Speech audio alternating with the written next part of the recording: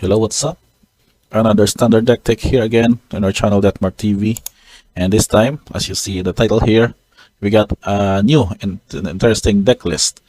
As I mentioned in a blog post yesterday, there are several decks that went to build around the portal to Phyrexia, but we'll feature today a definite deck list that we can say that really coincide with the late game of this card, while also giving us another option. So just a quick preview of this list. They call this deck as the Naya Chaotic Transformation. William D. It was user submitted and MTG Goldfish website. So as the name suggests, we will check first the card, namesake of the card in deck, Chaotic Transformation. This is from Dominaria United. It is a 6 to cast sorcery, 5 generic and 1 red. Exile up to 1 target artifact, up to 1 target creature, up to 1 target enchantment, up to 1 target planeswalker, and or up to 1 target land. So for each permanent exiled this way, its controller reveals cards from the top of the library until they reveal a card that shares a card type with it, and put that card into the battlefield and shuffle. So basically, what this card does, or probably the deck does, is that you really control the board up until you will have this mana and then cast this one to have some artifacts that are changed into Portal to Phyrexia, maybe some different creatures, that are creatures produced by Fable the Breaker, into a Titan of Industry, and basically having it in your 6th turn, or probably 5th turn, if you would get to ramp up with your lands, such as this one with so many journeys. You can play additional land, and also have cards like Static Net to gain you a tap Power Stone token, which you can use later on to hardcast this artifact. Now we can check on what the deck composition, such as its main win condition first. So again, Portal Phyrexia is your late game plan for this. You can also not only kill off creatures from your opponents, but also put the creature card from your graveyard into the battlefield under your control, and becomes Phyrexia in addition to its other types. Then we also have a creature, not only 3 creatures in the deck, the Titan of Industry. You can see here that it has several effects when it enters the battlefield, but the good news here is that it can be very beneficial to add additional board presence with a Rhino token. You can also gain life, you can also destroy artifact or enchantment, or have a shield counter placed on it. So it's not really a 7/7 rich trample, which is very quite hard to deal with, but also it can gain a shield counter wherein damage and destroy effects would negate 1 time of those one. And for our enchantments, as mentioned, those many journeys gets you additional playland, and you will gain 3 life, and at the same time you get this card, becomes a 3/3 Likeness of the Seeker, wherein whenever it was blocked, you may untap up to 3 lands you control. So not really a good, maybe a good ramp for that one. But the benefit is that you will still get a 3/3 attacker in a defense that you can put this one as being attacking, or just to trade off with your opponent's creatures in the early game. Now for Fable, this is basically basic. You get to ramp with the treasure tokens, you get to discard those Phyrexians or Titans, and you get to exile this one to transform into Reflection for some shenanigans with the Titan of Industry. So if ever you get to discard those, you also have option here with our simple card, which is the 1 copy of Repair and Recharge, wherein you can also return target artifact from your graveyard to the battlefield, and you create a Power Stone token. Now going back, we also have a control card scenario here. We'd also get a Star Ramp. It is a 4 to cast Static Net card, wherein you can exile target non-land permanent opponent controls until it leaves the battlefield. But at the same time, you'll gain 2 life, which prolong your board presence, and also create a top Power Stone token, which you can use later on to be targeted by Chaotic Transformation, for example, or any other shenanigans in case you would need to hardcast Portal to Phyrexia. Now for the instance, these are probably your ramp cards also, and also at the same time, your spot removal here with Voltage Surge, so 3 copies of that. So your ramp spell with this big score, you get to fix the draw 2 cards and discard a card, and you will create 2 treasure tokens.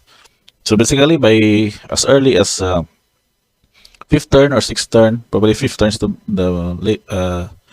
most least play for a hard cast chaotic transformation in this one. So basically, you would go big score end of turn of your opponent and then cast your chaotic transformation on your turn. Now for our creature, Planeswalker choices, we only have 3 here. We have Sahili, Filigree Master. It has its ability that you make it scry, you may tap and untap artifact you control, you will draw a card.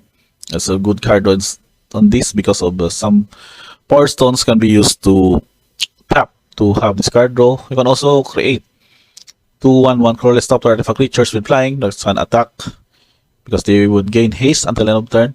It's also a good attacker overall and also a good target for the transformation. And if the game prolongs, you will get this emblem. That your artifact creatures you control will get +1, and artifact spells you cast cost 1 is to cast. This won't really be relevant here because the main deck would really go with several cards that are not artifact spells. So basically, the main function of Sahili here is just to create this stopper, probably for blockers, or you can also pinch off small damage as you set up for your transformation turn. Now we also have 2 copies of Wandering Emperor. This is more of a utility support Planeswalker here because of its ability that can exile any top creature and also create the 2/2 white summary tokens with vigilance and also do some combat tricks with the +1 counter and have those creature gain first strike until end of turn. So 2 copies of this.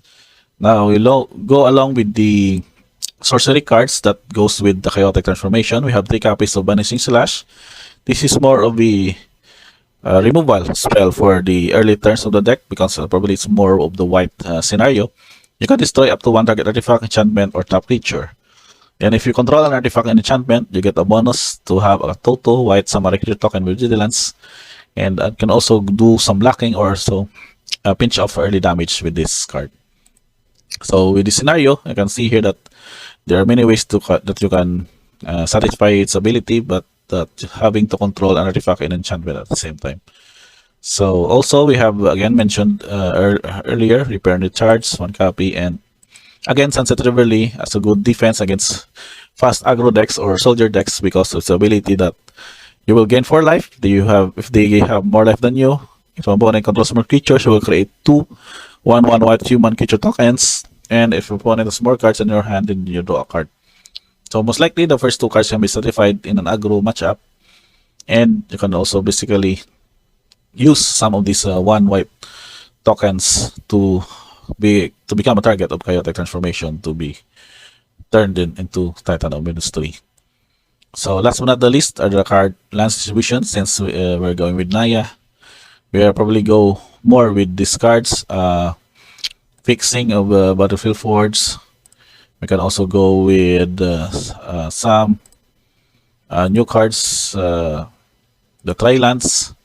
We can have the Jetmir's Garden as our fix on this, and also Brushland for our Pain lands, and of course utility channel lands, Bisaju, Iganju, and Sokensan. That's basically 1 copy of this in the deck. So the Sundown Pass is your only slow land along with the overgrown farmland. But to make sure that you will get an early first turn tap Jetmir's Guardian as possible, you would add to 4 copies of this or playset in the deck. Now we also have another lone copy of Whole Tagsim. In situations that you may need to create a tap power stone token that can be used to target by the chaotic transformation, then you can use this land to generate that.